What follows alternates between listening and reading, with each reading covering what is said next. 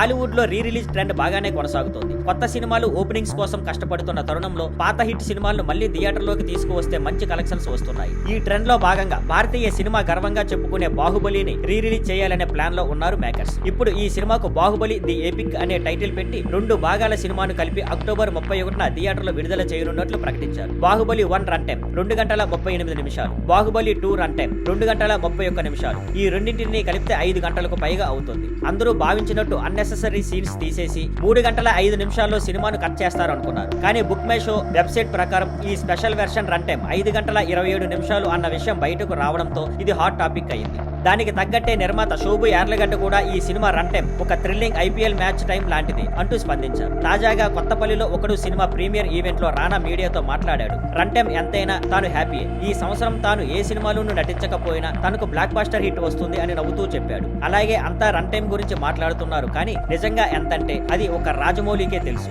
ఆయన నాకు కూడా చెప్పలేదు అని వెల్లడించారు. ఇప్పుడంతా రన్ టైం పై రాజమౌళి నుండి క్లారిటీ కోసం వేచి చూస్తున్నారు. Thank you for watching. Please like, share and subscribe.